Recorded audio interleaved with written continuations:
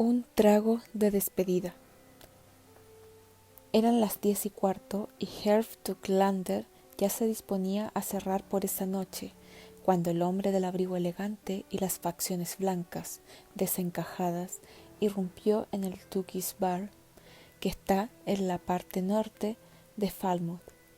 Era el 10 de enero, o sea, aproximadamente la época en que la mayoría de las personas aprenden a coexistir cómodamente con las resoluciones de Año Nuevo que no se han cumplido, y en la calle soplaba un cierzo de 1000 demonios. Antes de que se oscureciera, habían caído 15 centímetros de nieve, y después la nevada había seguido siendo copiosa y espesa. Habíamos visto pasar 2 veces a Billy Larrivee, montado en lo alto de la cabina del quitanieves del ayuntamiento, y la segunda vez Tookie le llevó una cerveza. Mi madre había dicho que ese era un acto de pura misericordia, y Dios sabe que en su tiempo ella trasegó abundantes cervezas de las que vendía Tookie.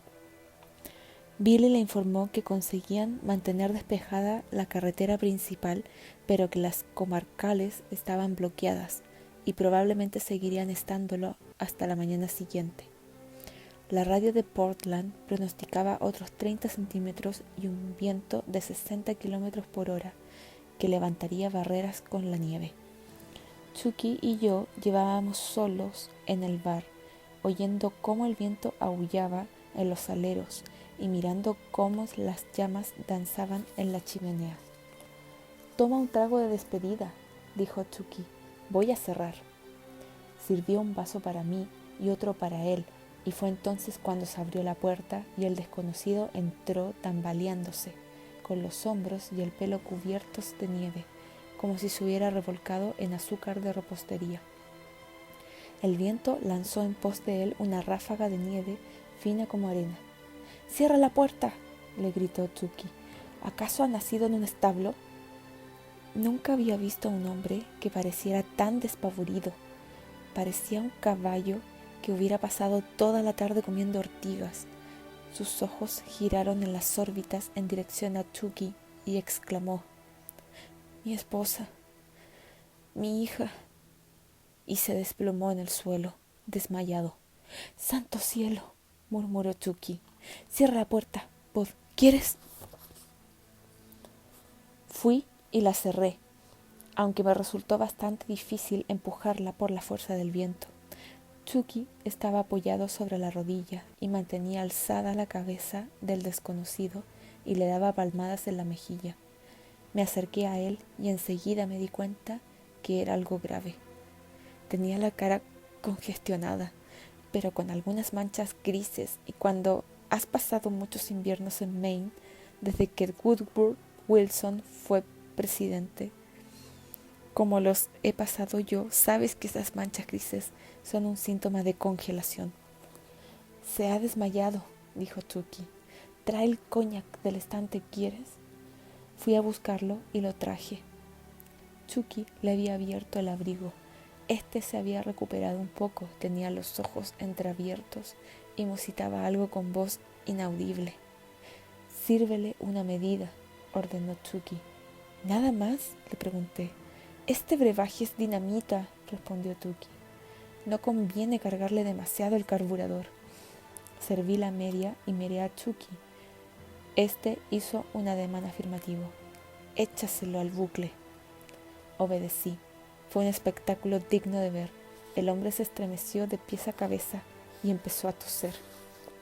Su cara se puso más roja. Sus párpados, que habían estado a media asta, se abrieron como los visillos de una ventana. Me alarmé un poco, pero Tookie se limitó a sentarlo como si fuera un bebé crecido y le palmeó la espalda. El hombre tuvo arcadas y Tookie volvió a palmearlo. «Aguántelo», dijo. «El cognac es caro». El hombre tosió otro poco, pero ya se estaba calmando. Pude estudiarlo bien por primera vez. Un petimetre, sin duda, y del sur de Boston, conjeturé. Usaba guantes de cabritilla, caros pero delgados. Probablemente tenía más manchas grises en las manos y podría considerarse afortunado si no perdían algún dedo. Su abrigo era elegante, sí señor, por lo menos de $300. Usaba unos botines que apenas le llegaban a los tobillos y empecé a temer por los dedos de sus pies. Mejor, dijo. Estupendo, asintió Tuki. ¿Puede acercarse al fuego? Mi esposa y mi hija, exclamó, están ahí afuera, en la tormenta. Cuando lo vi entrar, me di cuenta de que no estaba en su casa, viendo la TV, respondió Tuki. Podrá contárnoslo junto al fuego, mejor que aquí en el suelo. Ayúdalo, Bud. Se levantó, pero dejó escapar un gruñido e hizo una mueca de dolor. Volví a temer por los dedos de sus pies y me pregunté por qué Dios engendraba neoyorquinos idiotas que se aventuraban a viajar en coche por el sur de Maine en medio de un temporal de nieve. También me pregunté si su esposa y su hijita estaban más abrigadas que él. Lo guiamos hasta la chimenea y lo hicimos sentar en una mecedora que había sido el asiento favorito de la señora Tuki hasta que falleció en el 74.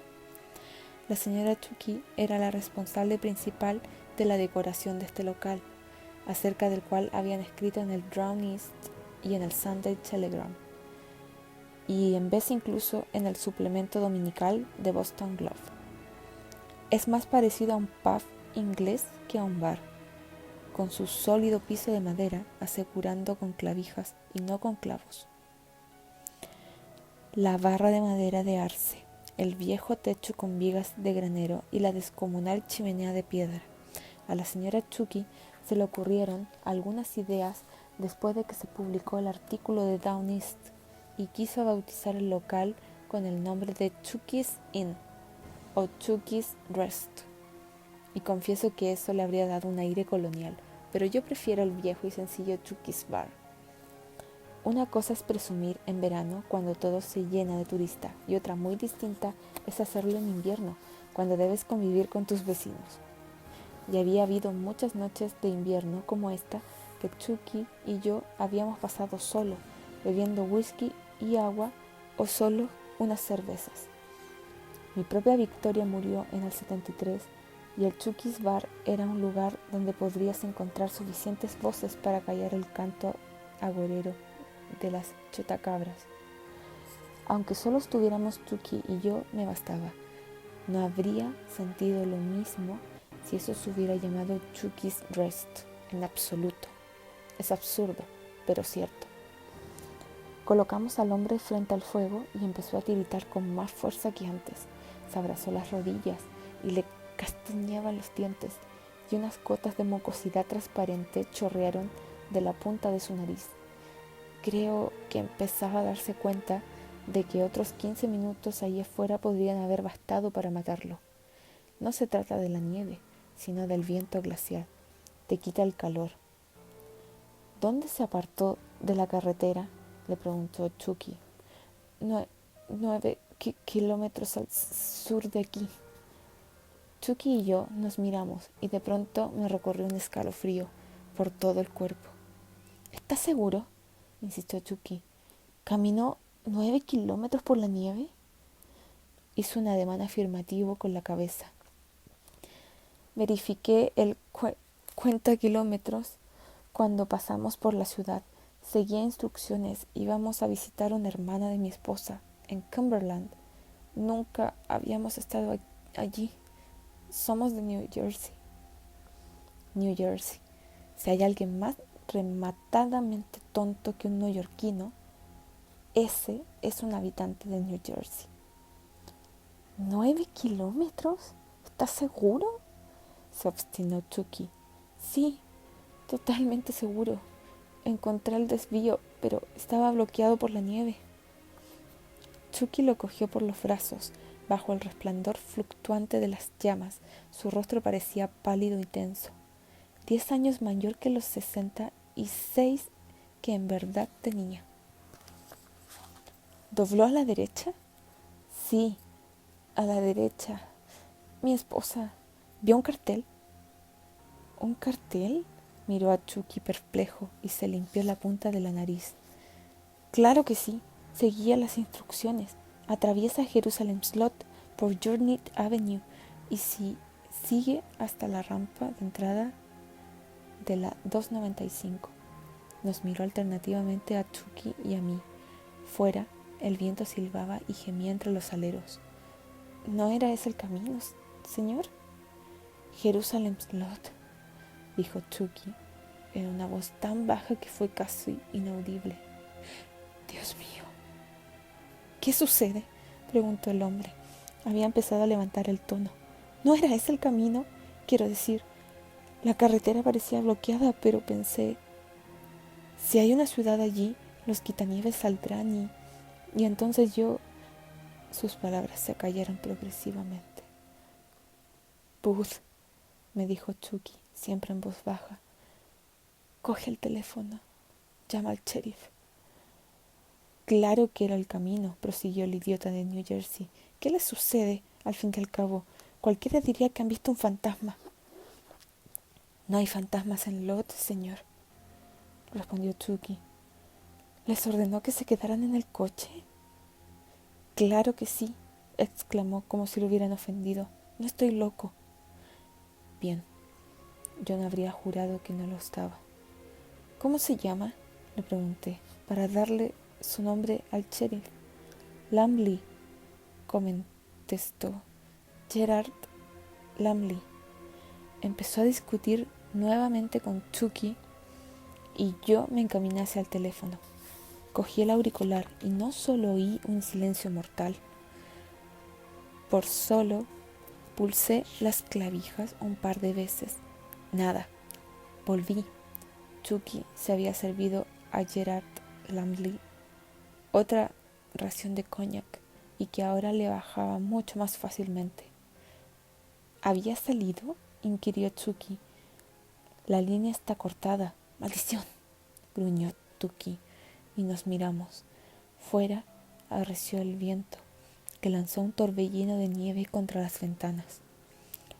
Lumley volvió a mirarnos, primero a Chucky y luego a mí. Bueno, ¿ninguno de ustedes tiene coche?, preguntó. Su tono era nuevamente ansioso. Ellas deben mantener el motor en marcha para que funcione la calefacción. Solo me quedaba un cuarto de depósito de gasolina y tardé 1 hora y media en... Escuchen, ¿quieren hacer el favor de contestarme? Se levantó y cogió a Chucky por la camisa. Señor, dijo Chucky, creo que a su seso se le ha disparado una mano. Lumley miró su mano, después miró a Chucky y a continuación lo soltó. Maine, sisió. Fue como si articulara una obscenidad contra la madre de un enemigo. Está bien, prosiguió. ¿Dónde está la gasolinera más próxima? Deben de tener un camión grúa. La gasolinera más próxima está en Falmouth Center, expliqué, a casi 5 kilómetros de aquí. Gracias, respondió con acento un poco sarcástico y se encaminó hacia la puerta, abrochándose el abrigo. Pero está cerrada, agregué. Se volvió lentamente y nos miró. ¿Qué dice, amigo?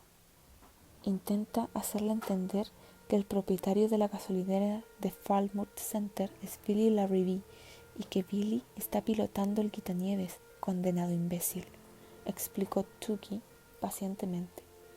Ahora, ¿por qué no viene aquí y se sienta antes de que le reviente el hígado? Retrocedió, aturdido y asustado. ¿Quiere decir que no pueden?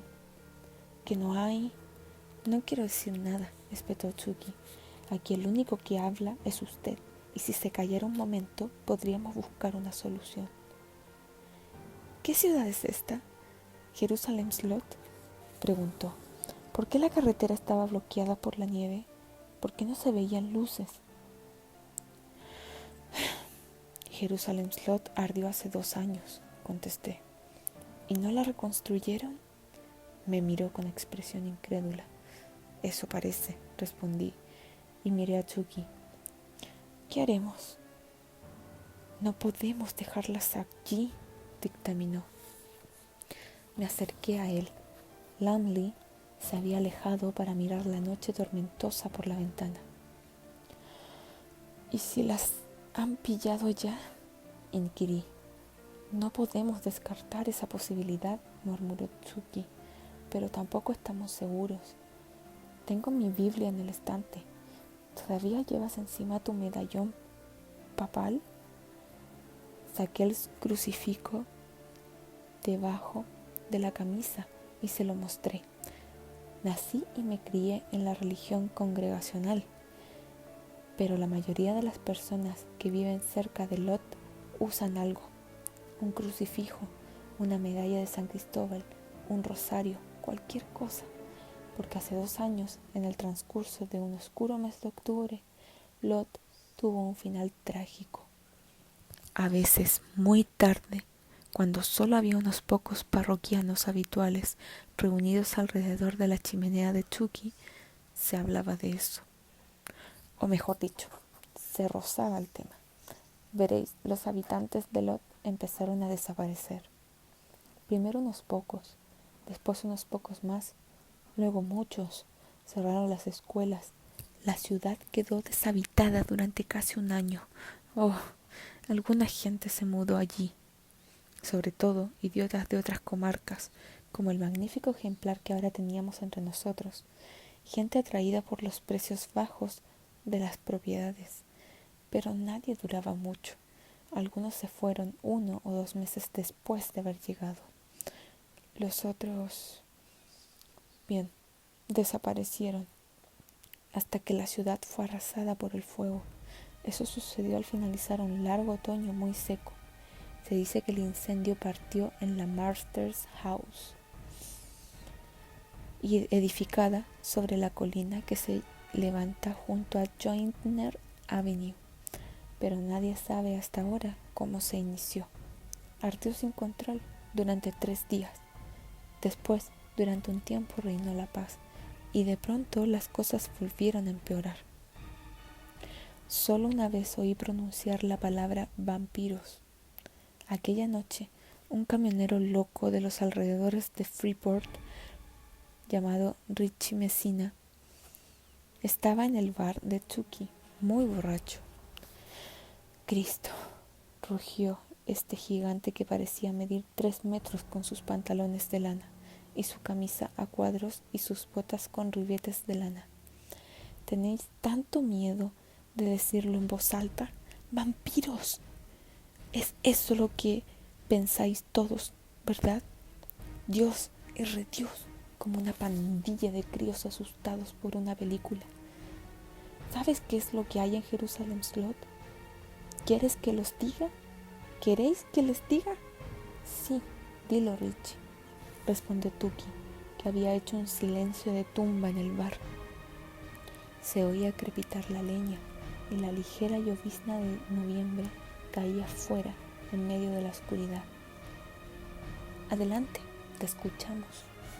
Lo que hay allí es una jauría de perros sin dueño, nos informó Richie Messina. Eso es lo que hay. Eso y un montón de viejas a las que les gusta una buena historia de aparecidos.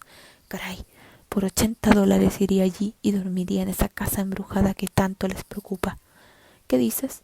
¿Alguien quiere apostar? Pero nadie quiso. Richie era un fanfarrón y un borracho peligroso, y nadie lloraría en su entierro, pero tampoco nadie quería verlo entrar a Jerusalem Slot por la noche. Me cago en todos ustedes, prosiguió Richie. Tengo mi llave inglesa en el camión, y eso me bastará para enfrentarme a cualquiera en Falmouth, Cumberland o Jerusalem Slot, y allí es donde iré. Salió del bar dando un portazo y nadie dijo nada durante un rato, hasta que Lamont Henry murmuró en voz muy baja: Nadie volverá a ver a Richie Messina. Santo cielo. Y Lamont, al que le había inculcado la religión metodista desde la cuna, se persinó. Cuando se le pase la mona, cambiará de idea, comentó Chucky, pero parecía intranquilo. Volverá a la hora de cerrar y dirá que todo había sido una broma. Pero esa vez acertó Lamont, porque nadie volvió a ver a Richie. Su esposa explicó a la policía que a su juicio se había ido a Florida para escapar de unos acreedores, pero la verdad se reflejaba en sus ojos, enfermos, asustados. Antes de que pasara mucho tiempo, ella se mudó a Rhode Island. Quizás pensó que Richie volvería a buscarla una noche oscura, y yo no juraría que no lo habría hecho. Ahora Chucky me miraba y yo miraba a Chucky mientras volvía a guardar el crucifijo bajo la camisa. Nunca me había sentido tan alterado ni asustado en mi vida. No podemos dejarlas ahí, Booth, repitió Chucky. Sí, lo sé. Seguimos mirándonos y después Chucky estiró la mano y me cogió por el hombro. Eres un buen hombre, Booth, murmuró. Eso bastó para estimularme un poco. Aparentemente cuando superas los 70, la gente empieza a olvidar que eres un hombre y que alguna vez lo has sido. Chucky se acercó a Lamley y anunció: tengo un Scout con tracción en las 4 ruedas. Lo sacaré. Por el amor de Dios, hombre, ¿por qué no lo dijo antes? Habría dado media vuelta junto a la ventana y miraba coléricamente a Chucky. ¿Por qué perdió 10 minutos andando con tantos rodeos? Chucky respondió con voz muy baja: cierra el pico, señor, y si siente ganas de volver a abrirlo, recuerde que fue usted quien viró por una carretera bloqueada en medio de una maldita ventisca. Lamley se disponía a contestar, pero luego optó por callarse. Se le habían congestionado las mejillas. Chucky fue a sacar su Scout del garage. Yo hurgué debajo de la barra en busca de un botellín cromado y lo llené de coñac. Sospechaba que lo necesitaríamos antes de que terminara la noche. ¿Habías estado alguna vez en medio de una ventisca de Maine? La nieve que cae es tan espesa y fina que parece arena y suena como arena. Al azotar los costados del coche o la camioneta, nadie usa las luces largas porque se reflejan con la nieve y no te dejan ver a 3 metros de distancia. Con las luces cortas puedes quizás ver a 5 metros. Pero yo tolero la nieve. Lo que no soporto es el viento cuando sopla con fuerza y empieza a aullar, formando 100 macabras configuraciones voladores con los remolinos de nieve y clamando como si confluyeran en él todo el odio y el dolor y el miedo del mundo. En la garganta de la nevisca que agazapa la muerte blanca, y quizás algo que trasciende la muerte. No es agradable oír ese ruido cuando estás aberrujado y cómodo en tu cama con las persianas trabadas y la puerta cerrada con llave. Y es mucho peor cuando viajas, y nosotros viajábamos, para colmo, rumbo a Jerusalem Slot. ¿No puede acelerar un poco más?, preguntó Lamley. Es curioso que alguien que llegó semi-congelado tenga tanta prisa por volver a seguir a su camino a pies. Me echó una mirada rencorosa, perpleja, y no volvió a hablar. Avanzábamos por la carretera a una velocidad estable de 38 kilómetros por hora. Era difícil admitir que Billy Larrivee había despejado ese trecho hacia 1 hora. Lo habían cubierto otros 5 centímetros y el viento levantaba nuevos montículos. Las ráfagas más fuertes zarandeaban al Scout sobre los amortiguadores. Los faros iluminaban un vacío blanco arremolinado delante de nosotros. No nos habíamos cruzado con un solo vehículo. Aproximadamente 10 minutos más tarde, Lamley resolló. ¿Qué es eso?, señala hacia mi lado. Yo había estado mirando fijamente al frente. Me volví, pero fue demasiado tarde. Me pareció ver una figura agazapada que quedaba atrás, en medio de la nieve, pero también podría haber sido el fruto de mi imaginación. ¿Qué era?, pregunté. ¿Un ciervo? Supongo que sí, respondió con voz trémula, pero sus ojos parecían rojos. Me miró. ¿Así son los ojos de los ciervos de noche? Su tono era casi suplicante. Pueden tener cualquier color, contesté, pensando que quizás eso era verdad, pero lo que yo había visto, muchos ciervos de noche, desde muchos coches, y nunca había visto en sus pupilas irradiando un reflejo rojo. Chucky no dijo nada. Aproximadamente 15 minutos más tarde, llegamos a un tramo donde la acumulación de nieve de la derecha de la carretera no era tan alta, porque se supone que los quitanieves deben levantar un poco de rejas cuando pasan por una intersección. Creo que este es el lugar donde viramos, anunció Lamley, pero no parecía muy seguro. No veo el cartel. Es aquí, confirmó Chucky. Hablaba con voz muy cambiada. Se ve apenas el remate del cartel. Oh, claro. Lumley pareció aliviado. Escuche, señor Chucklander. Lamento haber sido tan grosero hace un rato. Tenía frío y estaba preocupado y furioso conmigo mismo. Solo quiero agradecerles a ambos. No nos agradezcas nada a Bud y a mí hasta que las hayamos pasado a este vehículo, lo interrumpió Chucky. Activó la tracción de las 4 ruedas del Scout y arremetió contra la nieve para introducirse en Joyner Avenue, que atraviesa Jerusalem Slot y desemboca en la 295. Los guardabarros despidieron una tromba de nieve. Las ruedas traseras patinaron un poco, pero Chucky conduce desde que el mundo es mundo.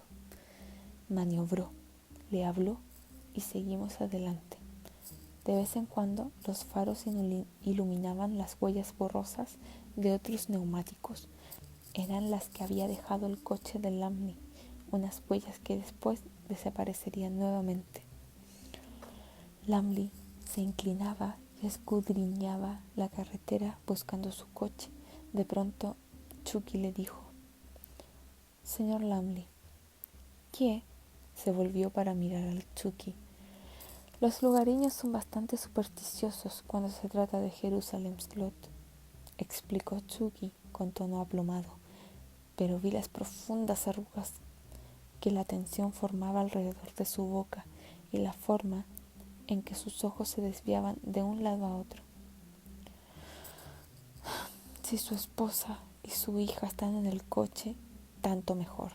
Las cargaremos aquí, volveremos a mi casa y mañana, cuando haya amainado la tormenta, Billy tendrá mucho gusto de remolcar su coche fuera de la nieve». «Pero si no estuvieran en el coche». «¿Si no estuvieran en el coche?», lo interrumpió Lamley bruscamente. «¿Por qué no habrían de estar en el coche?». «Si no estuvieran en el coche», prosiguió Chucky, sin contestar a su pregunta, «daremos media vuelta e iremos a Falmouth Center y buscaremos al sheriff. No sería prudente chapotear por la nieve en medio de la oscuridad, ¿no le parece?». «Estarán en el coche. ¿En qué otro lugar podrían estar?». «Le diré algo más, señor Lamley», intervine. «Si vemos a alguien, no le hablaremos, aunque nos hable a nosotros. ¿Me entiende?». «¿Qué supersticiones son esas?», inquirió Lamley, muy lentamente. Antes de que yo pudiera decir algo, y solo Dios sabe que lo habría hecho, Chucky exclamó: «Hemos llegado». Nos estábamos acercando a la parte posterior de un gran Mercedes. Todo el techo del coche estaba cubierto de nieve y otro montículo habría bloqueado la parte izquierda de la carrocería. Pero las luces traseras estaban encendidas y vimos que salían gases del tubo de escape. «Bueno, por lo menos no se les agotó la gasolina», comentó Lamley. Chucky detuvo el Scout y accionó el freno de mano. «Recuerde lo que le dijo Bud, Lamley». «Sí, claro. pero solo pensaba en su esposa y su hija, lo cual tampoco me parece censurable. ¿Listo, Bud?, me preguntó Chucky.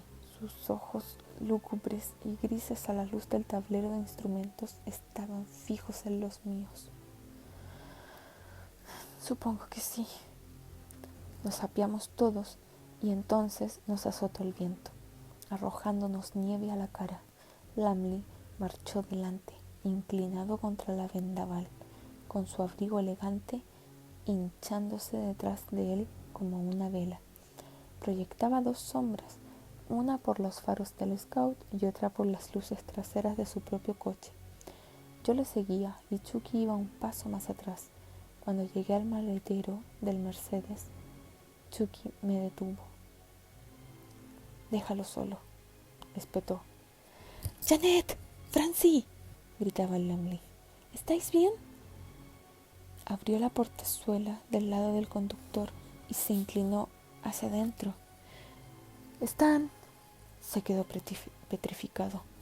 El viento le arrancó la pesada puerta de la mano y la abrió totalmente. «Dios mío, Bud», murmuró Chucky, un poco por debajo del alarido viento. «Creo que ha vuelto a ocurrir». Lamley se volvió hacia nosotros. Tenía una expresión asustada y perpleja, con los ojos desorbitados. De pronto arremetió hacia nosotros por la nieve, resbalando y a punto de caer. Me apartó como si yo no fuera nadie y se apoderó de Chucky. «¿Cómo lo sabía? ¿Dónde están? ¿Qué demonios sucede aquí?». Chucky se zafó y lo empujó a un costado para abrirse paso. Él y yo escudriñamos juntos el interior del Mercedes. Estaba caliente como una torrija, pero no seguiría así por mucho tiempo. La lucecita ambarina anunciaba que se estaba agotando el combustible. El enorme coche estaba vacío. Sobre la alfombrilla descansaba una muñeca Barbie y un anorak infantil para esquiar. Estaba arrugado sobre el respaldo del asiento. Chucky se cubrió el rostro con las manos y después desapareció. Lamley lo había cogido por atrás y lo había arrojado sobre la acumulación de nieve. El rostro de Lamley estaba pálido y desencajado. Movía las mandíbulas como si hubiera mordido algo amargo que aún no podía despegar y escupir.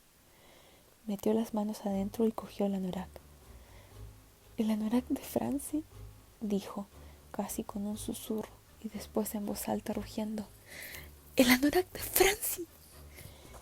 Se volvió, sosteniéndolo por la capucha, ribetada, de piel. Me miró anhelado e incrédulo. «No puede estar a la intemperie sin su abrigo, señor Bud. Se morirá de frío». Señor Lamley pasó trastabillando junto a mí sin soltar el anorak, al tiempo que gritaba: «¡Francie! ¡Janet! ¿Dónde estás? ¿Dónde están?». Le di la mano a Chucky y lo ayudé a levantarse. «No te preocupes por mí», respondió. «Tenemos que detenerlo, Bud». Los seguimos con la mayor rapidez posible, que no fue mucha, porque en algunos lugares nos hundíamos en la nieve hasta las caderas. Pero al fin se detuvo y lo alcanzamos. «Señor Lamley», empezó a decir Chucky, colocándose una mano sobre el hombro. «Por aquí», lo interrumpió Lamley. «Pasaron por aquí, miren». Bajamos la vista. Estábamos en una especie de hondonada y el viento pasaba de largo sobre nuestras cabezas sin afectarnos apenas. Y vimos dos series de pisadas, unas grandes y otras pequeñas, que se estaban llenando de nieve. Si nos hubiéramos puesto en marcha 5 minutos antes, ya habrían desaparecido. Echó a andar, con la cabeza gacha, y Chucky lo retuvo. «No, no, Lamley». Lamley se volvió para enfrentarse a Chucky con las facciones descompuestas y alzó un puño. Lo echó hacia atrás, pero algo en la expresión de Chucky lo hizo vacilar.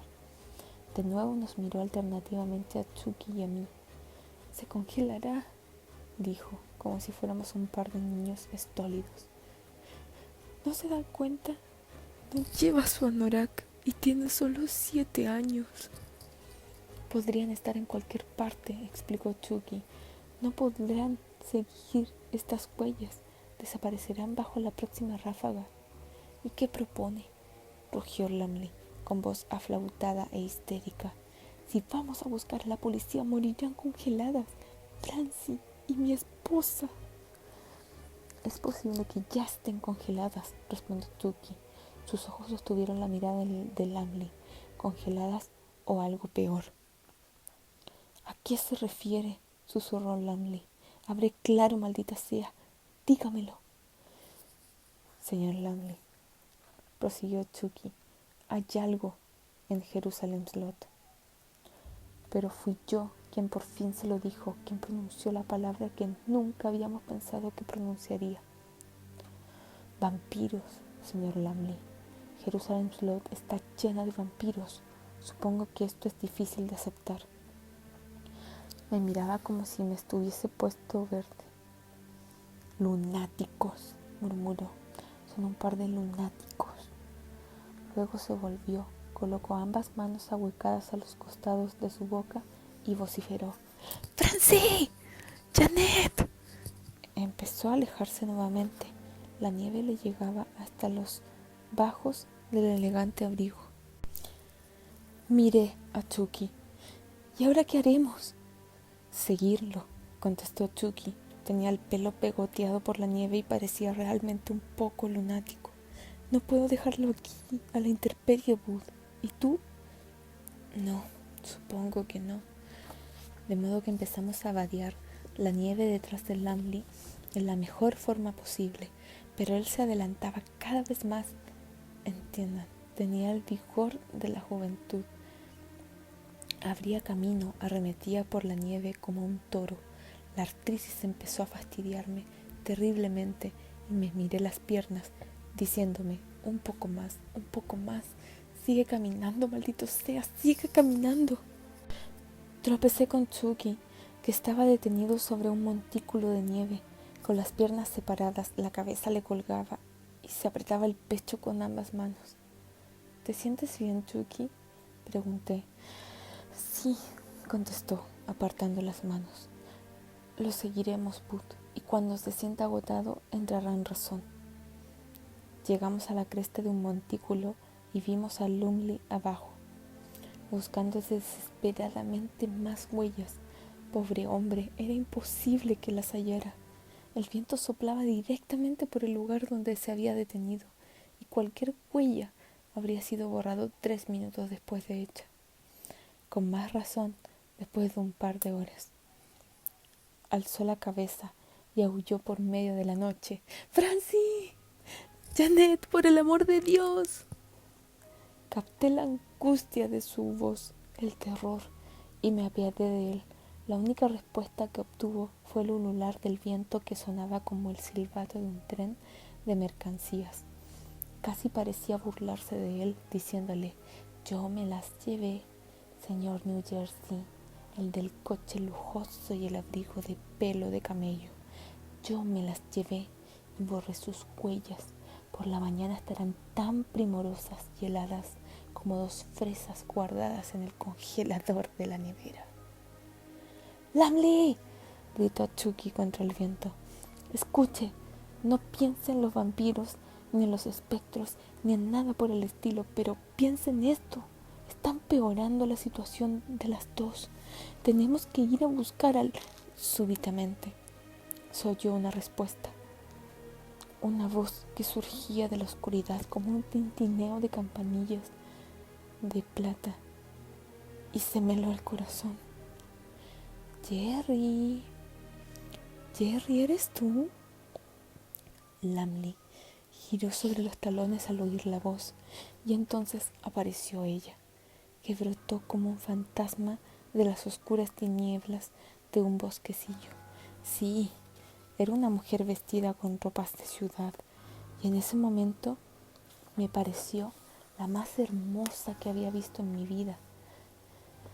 Sentí deseos de correr hacia ella y decirle cuánto me alegraba de que al fin y al cabo estuviera sana y salva. Usaba una pesada prenda de verde que, según creo, se llama poncho. Flotaba alrededor de ella y su cabellera oscura tremolaba al viento como si fuera el agua de un arroyuelo de diciembre, un momento antes de que el frío invernal lo congele y lo inmovilice. Di un paso hacia ella porque sentí la mano áspera y cálida de Chucky sobre mis hombros. Y sin embargo, ¿cómo podría expresarlo? Anhelaba ir hacia ella, tan morena, hermosa, con el poncho verde flotando alrededor de su cuello y sus hombros, tan exótica y extraña que hacía pensar en una maravillosa mujer de un poema de Walter de la Mare. ¡Janet!, exclamó Lumley. ¡Janet! Empezó a avanzar dificultosamente por la nieve hacia ella, con los brazos estirados. ¡No!, gritó Chucky. ¡No, Lumley! Lumley ni siquiera lo miró, pero ella sí. Levantó la vista hacia nosotros y sonrió. Entonces sentí que mi ansia, mi anhelo, me trocaban en un espanto tan gélido como la tumba, tan blanco y silencioso como los huesos envueltos en una mortaja. Incluso desde el montículo vimos el tétrico resplandor rojo de esos ojos. Eran menos humanos que los de un lobo, y cuando sonrió vimos cómo le habían crecido los colmillos. Ya no era humana, era una muerta que había resucitado misteriosamente en medio de la negra tormenta ululante. Chucky hizo la señal de la cruz en dirección a ella. Respingó y luego volvió a sonreírnos. Estábamos demasiado lejos y quizás demasiado asustados. ¡Basta!, susurré. No podemos impedirlos. Ya es demasiado tarde, Bud, contestó Chucky tristemente. Lumley le había tendido los brazos cubiertos de nieve. Él también parecía un fantasma. Le tendió los brazos y después empezó a chillar. Oiré esa voz en mis sueños.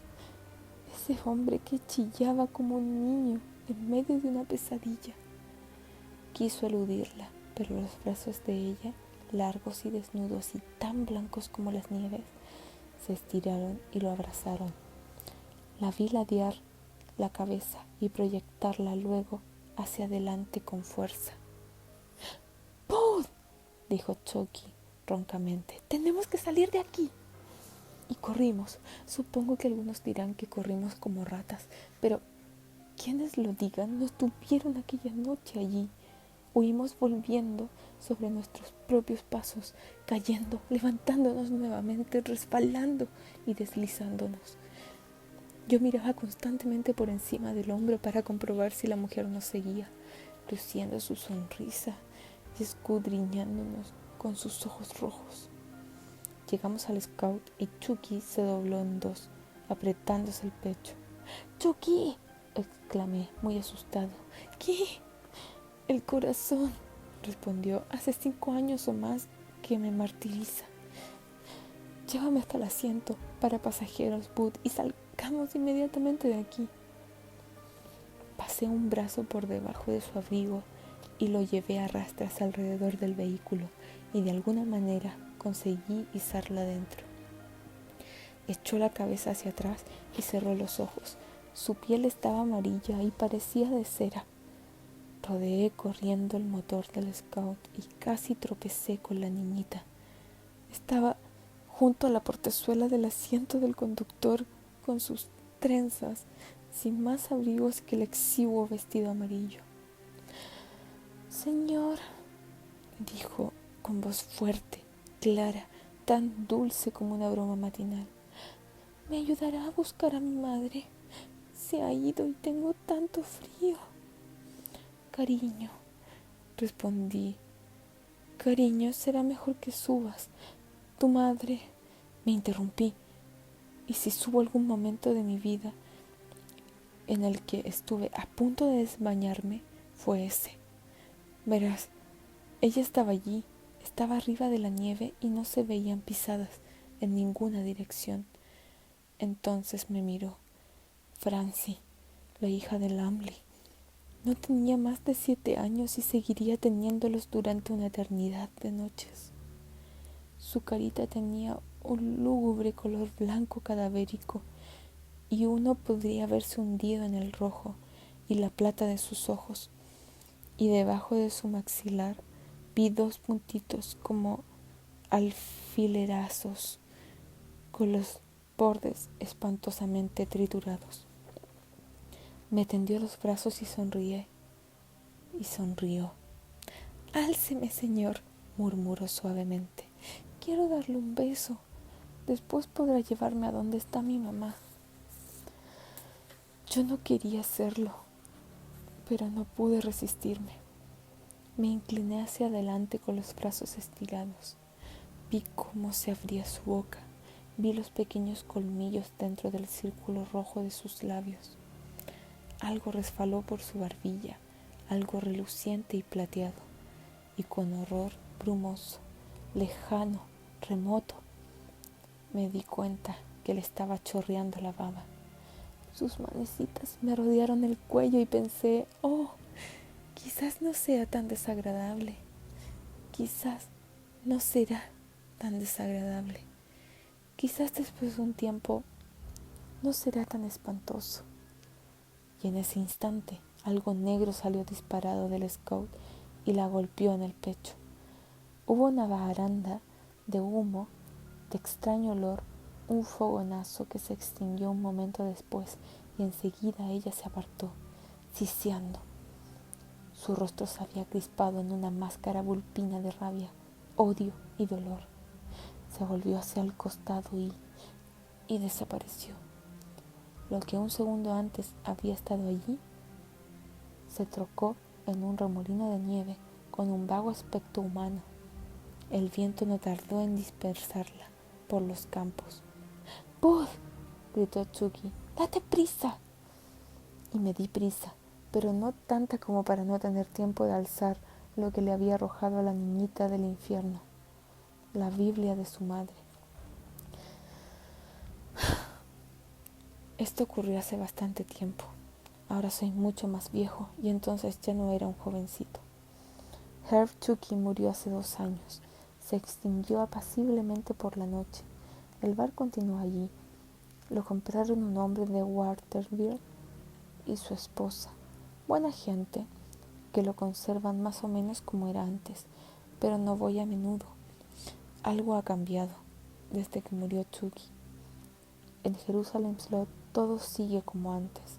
Al día siguiente el sheriff encontró el coche de Lumley, sin gasolina, con la batería agotada. Ni Chucky ni yo dijimos nada. ¿Para qué? Y de vez en cuando alguien que anda haciendo autostop o que está caminando desaparece en esa comarca, en lo alto de Scottyard Hill o cerca del cementerio de Harmony Hill. Encuentran una mochila o un libro de bolsillo hinchado y blanqueado por la lluvia o la nieve o algo por el estilo, pero nunca las personas. Aún tengo pesadillas cerca de aquella noche de tormenta en que fuimos allí, no tanto acerca de la mujer como acerca de la niña y de la forma en que sonrió cuando me tendió los brazos para que la alzara, para poder besarme. Yo soy viejo y pronto llegará el momento en que se acabarán los sueños. Eso espero.